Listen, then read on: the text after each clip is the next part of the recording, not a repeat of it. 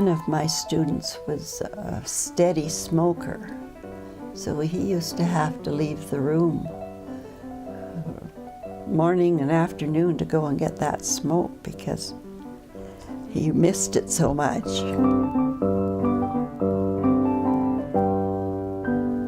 Well, I caught on after a while. You could smell it on him. He was not old enough to buy them, but he had two bigger brothers. We let him get away with a few things too. He was fairly mature. You didn't always argue with them. They were as big as you were too. That's right. Bigger. Mm-hmm.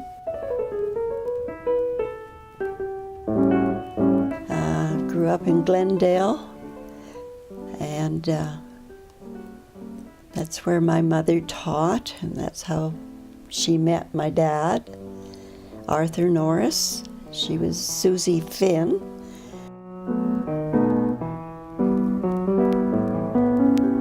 My two older brothers and I rode the same horse. Three of us on a horse. I was toasty warm in the middle on cold winter days. We had about 3.5 miles to ride to school.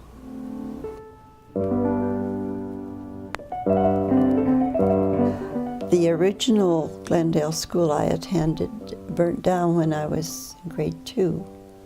I wasn't there that day. It was such a cold day, but my brothers would tell me that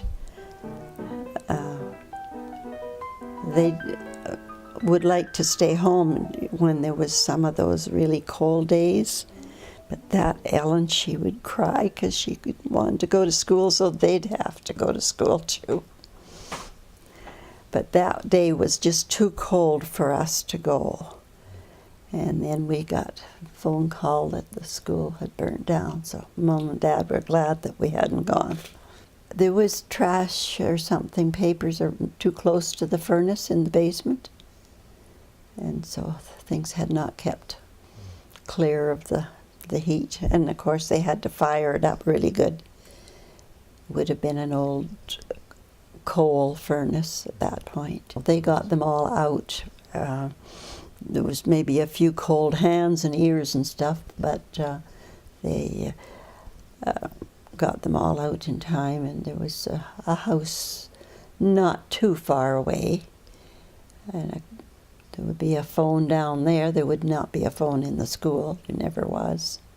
Well, the William Hutchisons took in the high school in their house, in their dining room or something.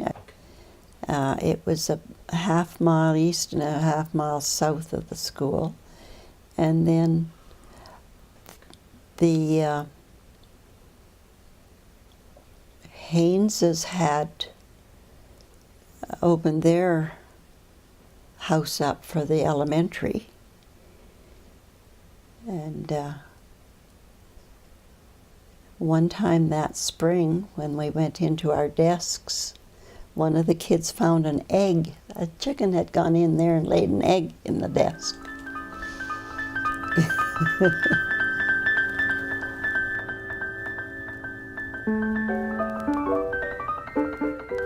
We had a few social events at the school, and they were open to the whole community. Halloween party, for one, and I believe that was the night that I met Henry. This was 1945, and he was just back from war. So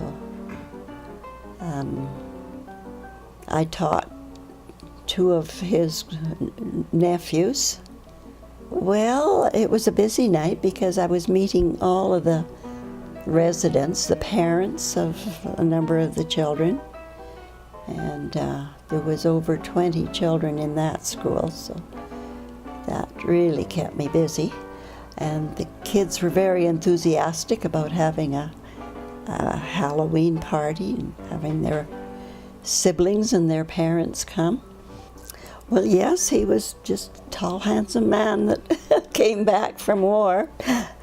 Yeah, very quiet, as he always was all his life.